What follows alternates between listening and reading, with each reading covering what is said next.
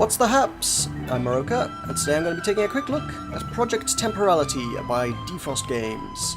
Defrost Games are a Swedish developer. This does appear to be their first title, although there do seem to be a number of industry veterans amongst the team, so not necessarily their first title personally.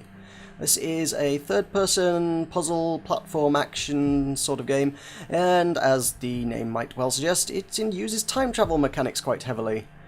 So before we get on into it, we'll have a look at the options menu, and the graphics options are fairly limited, is what they are. We have a slider that goes from low through to ultra, and we can have VSync and resolution options. It's not the worst I've ever seen in a game, but it could also be considerably better. It's functional is really what that is.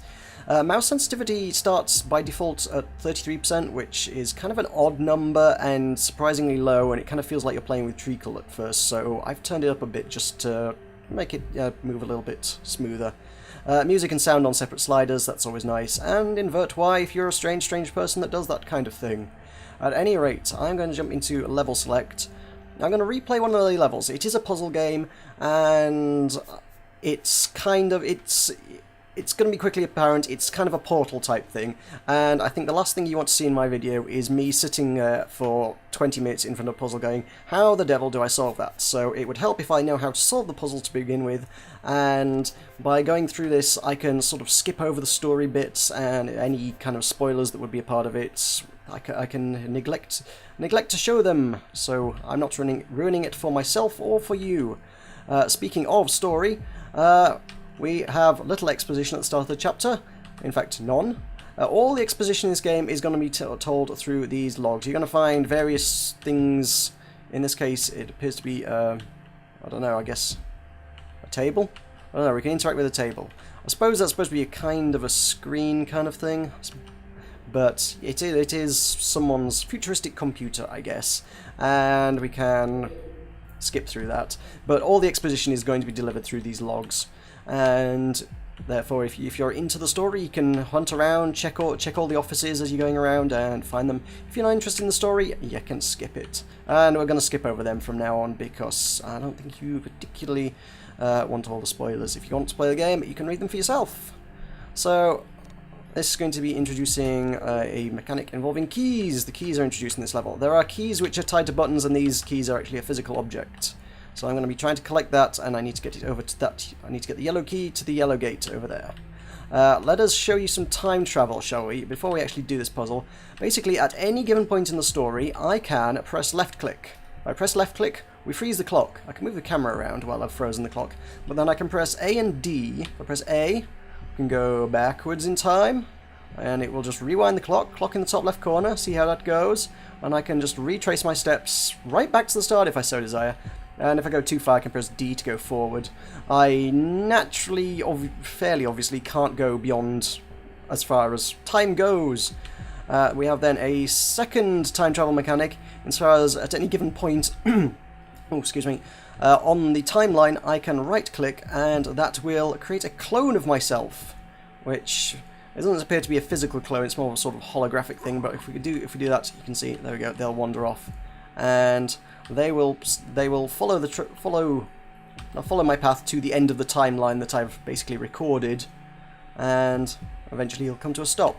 And he's just going to stand there indefinitely until the end of the level, quite frankly. There's very little you can do about it, unless you go back in time beyond the point at which you created him. So if we go back a few seconds, has he gone now? I think he's gone. Yeah, you'll get this big sort of swirly, time travel-y kind of warp thing. There you go, there we go. That shows you him being creative. If I go back beyond that and then resume the timeline with a left click, because I can do that at any point. You could also be very good for speedrun this. If you wanted to go back and maximize your time, I can go back down this corridor and left click to bring time back in, and there we go. So this is the primary mechanic by which we're going to be solving pretty much all of the puzzles. So these buttons here are just going to move that platform in the corner back and forth. Let's bring it towards me for starters. That would be a good starting point. And then we're going to record a series of motions using my time travel. So what we're going to want to do is we're going to want to move it across Wait till it gets to an appropriate position. That's not too bad. It will continue moving until I tell it to go elsewhere, or it stops, actually, to be fair. That's okay. I want to bring that out. And that's probably... Oh, I might have overshot it. Actually, no, this might be alright. So that's good. That's good. That wants to go to there, and it's going to go to stop. So let's stop the clock. Then we can rewind that. All the way back. It's going to go past the key, back to that corner. Over here, and that's about where we want to go. In fact, I'll... for the sake of speedrunning it, you know, let's let it get going for a bit first. And I can duplicate that, and he's going to follow all those instructions I've just given him. So he's going to press the buttons at the exact same times that I just told it to press the buttons. And by doing so, I can then use this platform to my advantage. So my little holographic clone guy is just going to move the platform all the way across, and I can take a leap across there and get through the doorway. Ta-da! Puzzle solved. So, here's one that, for whatever reason, it looks like you need a time travel puzzle, but I don't think this one actually particularly involves time travel. I don't know whether I've broken it or solved it very cleverly, but the way I solved it doesn't actually involve using the time travel. So if I move that past there... This is lasers and mirrors is what it is. It's kind of... the lasers won't kill you, it's just kind of a solid beam that you can't walk through. If you get crushed between it and a wall, you will die, and it can push you off if it pushes you into the void if you're standing on a platform or something. That's a good way to die, but otherwise it's just going to move you around or block your path. So we've got a mirror there. It's not immediately obvious in the background, but you can just sort of see it rotating in the background. And I want that to be pointing over there. I can move this, and we can deflect the laser so it's not in my path. That's going to hit the mirror, and boom, there we go. That's almost spot on, actually. That was a good shot. So, I'm not sure what the deal is with this puzzle. It is not temporal at all in the slightest. So, that's a bit strange. We've got this bar at the top of the screen. It's got a long blue bar with a bunch of green stars on it. What is the deal with that, you might well be asking? So that is basically a kind of, it's supposedly a kind of battery for your implants that you've been, at the start of the story, the concept is you have been given a brain implant thing that lets you do this time travel. What that is basically how much battery it has. And the battery, oddly enough, doesn't drain just by using time travel, but what it does do is it drains a little bit each time you create a clone, and the further the clone has to travel along the timeline, the more it's going to drain. So if we do that, we go all the way back around here. It's probably almost too far, but hey-ho. I don't really want to be going that far. You can see there's a dark blue part of the bar. That's going to be draining the battery. So if I right-click, that part of the bar gets drained, and as he goes, that's going to deplete. However, I can also rewind that, and if I go back before I've created him, and then bring time back in, I don't lose that, so it only counts for clones that have been created. If you rewind the time, your battery recharges as well, so it literally only counts the clones you use. And the stars indicate your level of performance, so basically if you're trying to go for a perfect run, you want to use as few clones for as little distance as possible. So this one is going to create a sort of time effect, it's all time effects. This one's it's on a timer basically. I need to achieve certain things within a time limit. So if I were to stand on that, it's going to open this door. Alley-oop, across there. Whoop, timeline died by falling. Well, we can do a little bit of sort of Prince of Persia Sands of Time on that one and go back. So you never die in this game. So we've got a key over there, and I need to get it to that door. How could we do that? This key is on a different kind of switch. This is one that basically the door activates while you're stood on it. So I'm faffing and wasting my time here, so I'm running out of time on the challenge. Oh no. Well, we can rewind time. And let's go back to the start of the challenge. Let's do that. Alley-oop, across there. And let's stop the clock there. How do I want to do this one? Trying to remember exactly how this one's executed. Let's bring the time back in fact. Let's go stand on this. Probably could have done this from the last timeline that I just used, but hey ho. So we stand on that. Then we can rewind time to, I don't know, there sounds good. Right click to create my clone. And I can get across here. The red one's deactivated because he's hit the switch, and I've got the green switch is on the timer. This door stays open. If you take too long, this door will snap shut just about now. Yep, there you go. So that's that. I now have a blue key. Unfortunately, I have messed that one up slightly because I need to get back. So let's try that again. So let's go through the... Oh, nope. That was a misjump. Try that again. There we go. Grab the blue key, and I've got about 5 seconds to get out. Alley-oop. Alley-oop. Oh, that might... it might not work. So we can basically now we can adjust this. Let's go a little bit further back. And... okay, using that timeline. Press the switch. Revert time to a little bit further back, so I've got more time to work with now. It's going to drain more of my bar because I'm using more of a clone. But right-click, create clone, jump across. No, I should be sprint jumping. It's not so much a sprint as a improved jump. If you hold shift while you're jumping, you just go further. Since I haven't actually seen much incentive to actually do otherwise, I'm not actually sure why that's even a feature. You might as well just always sprint jump. But there we go. That is functionally problem solved. So I have gotten out of my situation. I have the key, and the door's shut. So we're all good. We're all good here. So this is most of the mechanics. Most of the mechanics in this game are going to revolve around step on various switches in various orders using various clever bits of time travel. And I won't lie, it's pretty tricky to get the hang of at first. The first notable puzzle that they introduce to you, there's one that says press a switch and come out. And it's like, okay, I can grasp that. The next one, now where do I want to be? I want to be across, don't I? The first puzzle that'll give you any kind of trouble, or certainly the one that gave me any kind of trouble, is... actually, oh, let's go back a bit. I could do this without a clone, can't I? Yeah. Okay, so let's do that.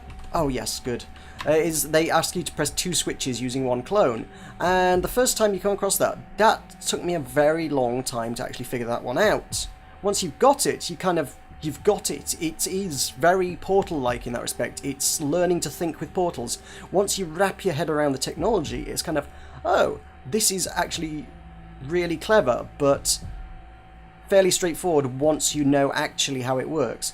Sometimes the place where you spawn a new timeline makes a crucial difference, because we've got something that's on a short timer here. So we've got a door that's over there, and more than a 5-second run between it. So basically, if I start at the door, run my way down here, run, hit the 5-second timer, revert time.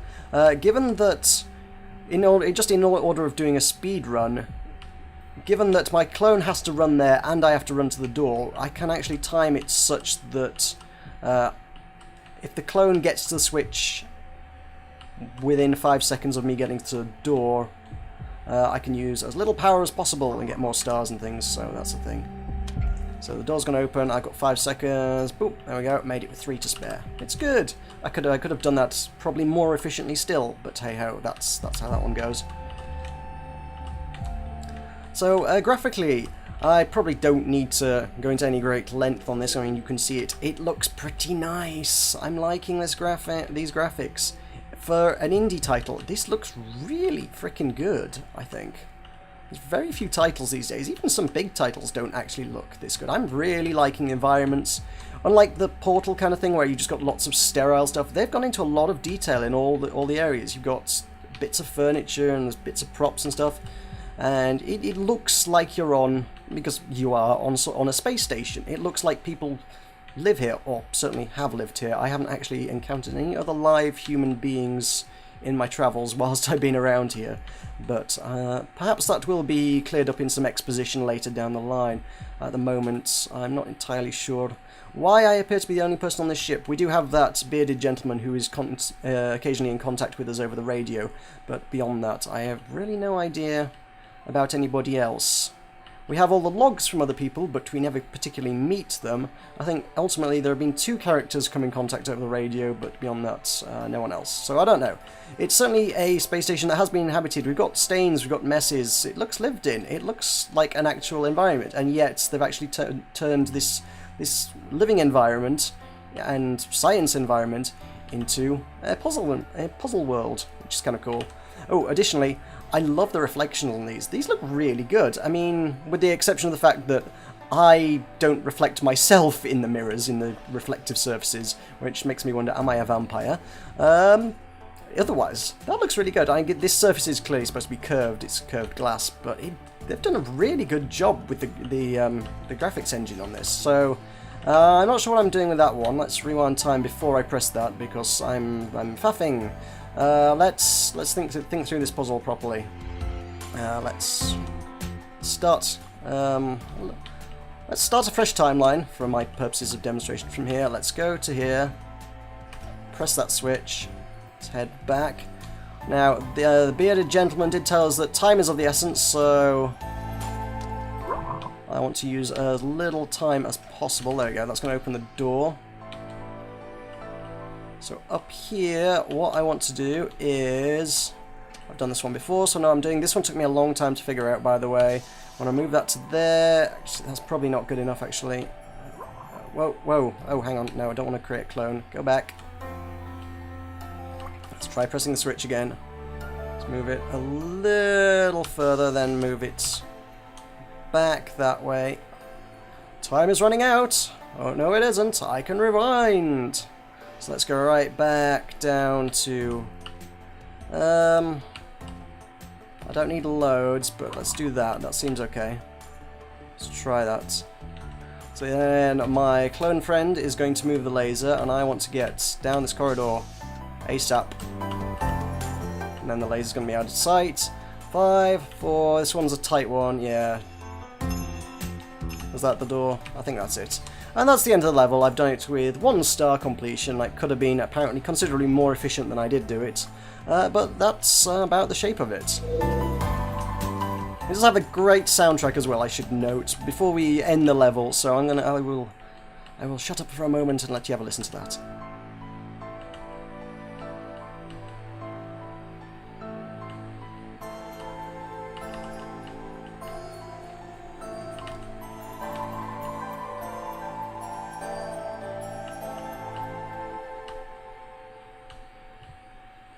I suppose that's the end of the song, so okay. Well, that is a little bit of the music. It is a very nice soundtrack. I'm enjoying listening to that a lot. So it looks great, it sounds great, and the puzzles are extremely clever. So I think this title is well worth a look. So let's head on through to the end. There we go, 1 star. If anything is achieved by gaining stars, other than perhaps, I imagine there'll be some achievement tied to it, but beyond that, I'm not sure there's anything particularly unlocked or anything. But that's that. It's more there for completionism's sake, I suspect. People who want to do speedruns and super efficient, because people like doing that, right? Not myself personally, but there's definitely a market for that out there. Anyway, let us continue on back to level select.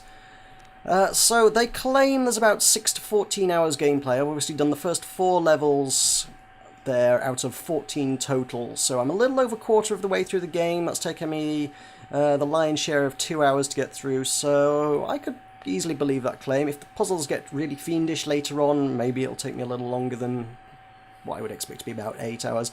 Certainly there's that initial learning curve where you kind of, how do I do time travel? Time travel is weird, my brain doesn't do this. So that's the thing.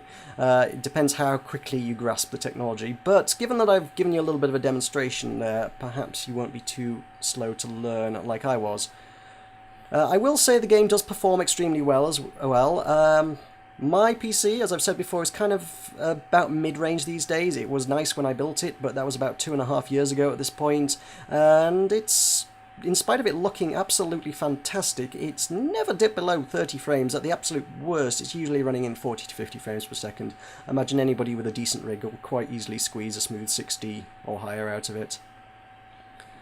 So, there you go. That is pretty much Project Temporality for you. This was released yesterday on Steam. It's available for Windows only at the moment. Whether there's any ones later, any plans to develop for Mac or Linux, I'm not entirely certain at this moment in time. It is currently £10.99 I say it's currently £10.99. It will be £10.99. It is currently at a 33% launch discount for the first week on Steam, which is quite a hefty discount. Most games don't get that. That brings that down to £7.36, or your regional equivalent. So I would say that was well worth checking out if you're into the kind of the Portal kind of thing, because it's winning all round in my book. It's an excellent title. So thank you very much for watching. I have been Meroka, and I shall see you next time.